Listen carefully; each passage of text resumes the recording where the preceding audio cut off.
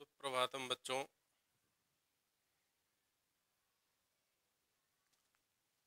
अब हम पहुंचे हैं गद्य खंड के तीसरे पाठ में। ठीक है। पाठ का नाम है अपू के साथ 2.5 साल। इसके लेखक हैं सत्यजीत राय। इनका जीवन परिचय हमने पिछले वीडियो में पढ़ लिया था। अब देखते हैं इस पाठ का सार। इसको आप लोग खुद भी जरूर पढ़ लें किताब से। तो देखिए, सत्यजीत राय द्वारा रचित पाठ अपू के साथ 2.5 साल हिंदी की संस्मरणात्मक गद्य लेखन विधा की रचना है। इस संस्मरण में श्री राय ने अपनी प्रसिद्ध फिल्म पथेर पांचाली के फिल्मांकन के दौरान आने वाली मुसीबतों का वर्णन किया है। पाठ का सारांश इस प्रकार है। तो इन्होंने पथेर पांचाली फिल्म बनाई और उसमें क्या क्या कठिनाइयां आई वो यहाँ पर लेखक ने उसका वर्णन किया है। ठीक है। आपू की भूमिका के लिए अभिनेता की खोज। पथेर पांचाली फिल्म के निर्माण के समय लेखक एक विज्ञापन कंपनी में काम करता था, इसलिए उसके पास समय और पैसे की कमी सदा ही बनी रहती थी। पथेर पांचाली की शूटिंग 2.5 साल चली। शूटिंग से पहले अपू की भूमिका निभाने के लिए एक लड़के की तलाश थी। लड़के ने रास बिहारी एवेन्यू के एक बिल्डिंग में किराए पर एक कमरा लिया और अपू की खोज शुरू की।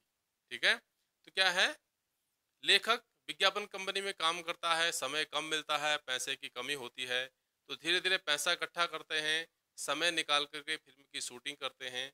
लेकिन उस शूटिंग से पहले सबसे पहले किसी फिल्म को बनाने के लिए सबसे पहले क्या चाहिए होती है? सबसे पहले स्टोरी चाहिए। स्टोरी के बाद कलाकार चाहिए, है ना। उस पात्र का अभिनय कौन करेगा, उसके लिए पात्र चाहिए। तो अपू की भूमिका निभाने के लिए उनको एक लड़का चाहिए था, जो लड़का बहुत कोशिश करने के बाद भी नहीं मिल रहा था। रास बिहारी एवेन्यू बिल्डिंग में उन्होंने किराए का कमरा लिया और वहां पर उनका इंटरव्यू लेने के लिए बच्चों को बुलाया, है ना। तो अपू की भूमिका में तो अपू के लिए बोला, यहाँ दिखा रहे हैं, अनेक लड़के आए। एक सज्जन ने तो अपनी बेटी के बाल ही कटवा दिए और ले आए साक्षात्कार के लिए। वहां इंटरव्यू चल रहा था। एक जब नहीं मिल रहा था तो एक व्यक्ति ने तो क्या किया, अपनी बेटी के बाल कटवा लिया, उसको लड़का बना करके साक्षात्कार के लिए ले गए, है ना। तो एक दिन लेखक की पत्नी की नजर पड़ोस में रहने वाले एक लड़के पर पड़ी। बाद में वही सुबीर बनर्जी फिल्म में अपू बना, है ना।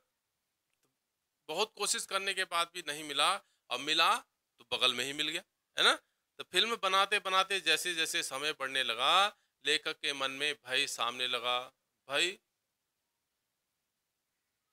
सामने लगा कि कहीं दुर्गा और अपू की भूमिका निभाने वाले बच्चे बड़े न हो जाएं।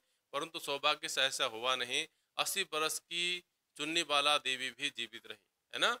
तो जब क्या है, अपू की भूमिका में जो निभाने वाले जो बच्चे अपू और दुर्गा वो बच्चे हैं। अगर फिल्म ज़्यादा लंबी खिंच गई तो बच्चे तो जल्दी बड़े हो जाते हैं, तो फिल्म में दिखेगा अंतर, समझ दिखने लगेगा ना। जबकि फिल्म में अंतर नहीं दिखना चाहिए, बच्चों को बच्चे ही दिखना चाहिए जब वो बच्चा दिखाना चाहते हैं उनको, है ना। तो सौभाग्य से बोला ऐसा नहीं हुआ, वो वैसे ही दिखे जैसे वो 2.5 वर्ष पहले थे, है ना। आपको की ये फिल्म कब चली? 2.5 साल तक चली इसको बनाने में। 2.5 वर्ष का समय लग गया। 80 बरस की चुन्नी बाला भी जीवित रही। अब बुढ़ो 80 बरस की जो बुढ़िया, उसका क्या भरोसा, है ना। लेकिन वो भी जीवित रही, ये भी सौभाग्य की बात थी। कुछ विशिष्ट दृश्यों को फिल्माने की समस्या आई। बोला, फिल्म में एक दृश्य रेलगाड़ी से संबंधित था। लेखक अपू, दुर्गा और अन्य कलाकारों के साथ कलकत्ता से 70 मील दूर पालसिस्ट गांव में पहुंचे, है ना। उस गांव में पहुंचे, वहां क्या है, कास फूसों का एक मैदान था और वहां से रेल गुजर रही है। कास फूसों के मैदान में उन अपू और दुर्गा को क्या करना, अभिनय करना है। वहां पे उन्होंने एक शॉट लेना है। और वहां पे क्या शॉट है कि सामने कास फूलों का सफेद भरा हुआ मैदान है, कास फूल फूले हुए हैं और वहां से गाड़ी निकलनी है, रेलगाड़ी। और रेल में उस समय काला धुआं निकलवाना है ना। सफेद फूलों के बीच में काला धुआं छोड़ते हुए गाड़ी जाएगी, ऐसा दृश्य उन्होंने दिखाना है ना। तो उस दृश्य को दिखाने के लिए वहां पर उस समय कोयला डालना होता, तब गाड़ी उस समय काला धुआं छोड़ती है। तो पिछले स्टेशन में ही बोला, अपने किसी आदमी को गाड़ी में बिठा दिया जाता है, उसको इशारा किया जाता है, जैसे ही गाड़ी कास पुलों के नज़दीक से निकलती है, उसी में तुरंत कोयला डालना था और तब उस कोयले से वो काला धुआं छोड़ती है ना? तो वहाँ पे भी उनको बहुत सारी समस्या आई। क्या? कि आधा शॉट उन्होंने वहाँ पर ले लिया था, लेकिन कुछ रह गया था। अगले दिन के लिए छोड़ दिया, है ना?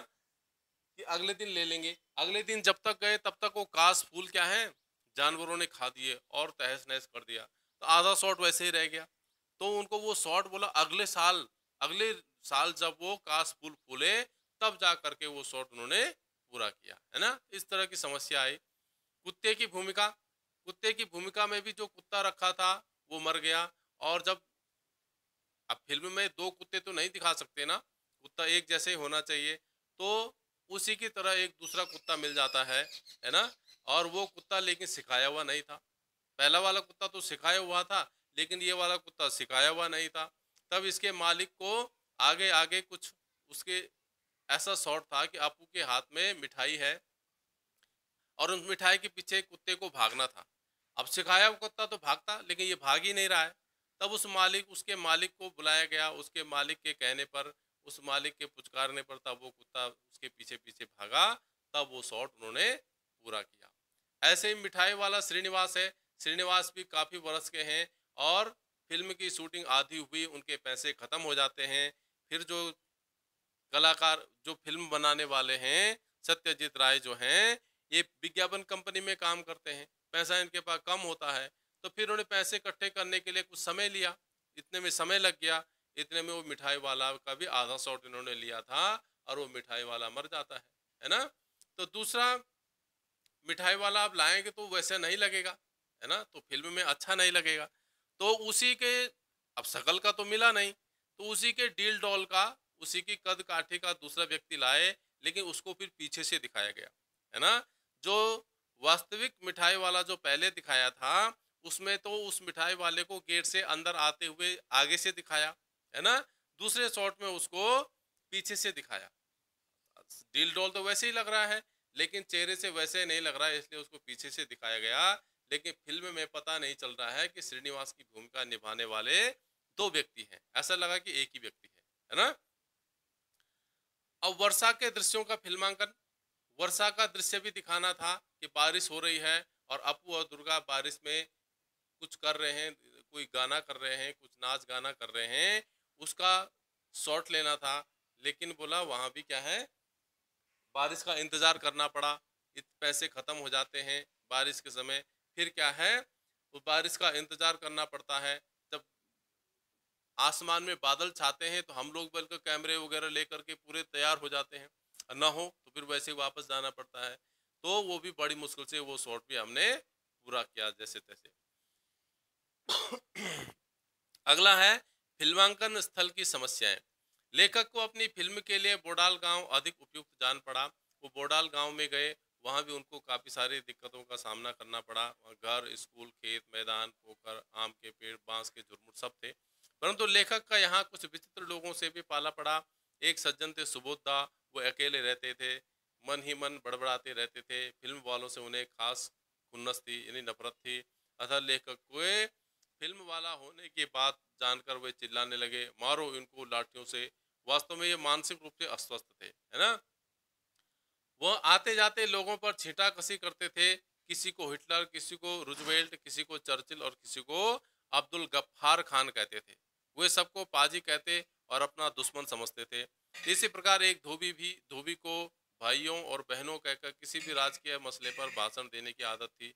यानी कि भाइयों और बहनों कह करके वो इकट्ठा हो जाते, लोगों को इकट्ठा कर देते थे और किसी भी राजकीय मसले पर भाषण देना शुरू कर देते थे, है ना? तो शूटिंग के समय उसका इस प्रकार से भाषण देना और पागलपन की हरकतें करना सबकी परेशानी का कारण बनता। जैसे तैसे उसे उसके रिश्तेदारों ने संभाला, तब जा करके वो भी पूरा हुआ। रिकॉर्डिंग रूम में सांप। लेखक अपने कलाकारों तथा तकनीशियनों आदि के साथ जिस घर में ठहरा था, वहां शूटिंग करता था, वह काफी पुराना था। उस घर में बनाए गए रिकॉर्डिंग रूम में एक दिन एक सांप निकल आया। लेखक ने तकनीशियन भूपेन बाबू से बाहर से ही पूछा, साउंड ठीक है? परंतु उस ओर से कोई जवाब नहीं आया। जब 2-3 बार पूछने पर भी जवाब नहीं आया, तब लेखक ने अंदर जाकर देखा तो पाया कि सामने से एक सांप उतर रहा था और इसी कारण भूपेन बाबू की बोलती बंद थी। स्थानीय लोगों ने बताया कि यह सांप यहीं रहता है, इसे वास्तु सर्प कहते हैं, यह कुल देवता है, अतः मारने योग्य नहीं है ना। तो इस तरह से बोला वहां सांप निकल आया था जहां रिकॉर्डिंग के सिस्टम रखे हुए थे, तो बाहर से बोलना पड़ता था कि क्या आवाज ठीक आ रही है, जो शूटिंग हो रही है ना। लेकिन बोला जो हमारे भूपेन बाबू जे साउंड मास्टर, उनकी कोई आवाज ही नहीं आ रही थी। अंदर जाके देखा गया तो दीवार से क्या है, सांप लटक रहा है ना। तो इस तरह की बहुत सारी समस्याएं आई, तो उसको हमने मारा नहीं। वहाँ के लोगों ने कहा कि वास्तु का सांप है, इसको मारना नहीं है, ये हमारा कुल देवता है, मारने योग्य नहीं है। ठीक है, तो ये इसका सार था। तो पूरा पाठ वीडियो के माध्यम से नहीं पढ़ाया जा सकता, सार रूप में ही आप लोगों को बता दिया। इसी को समझने की कोशिश करें और एक बार खुद भी पाठ को जरूर पढ़ें किताब से। लिंक भी मैंने भेज रखी है, लिंक से भी आप लोग पढ़ सकते हैं। ठीक है, कुछ प्रश्नोत्तर दे रहा हूँ, वो करके जरूर दिखाएं। तो आज के लिए इतना ही।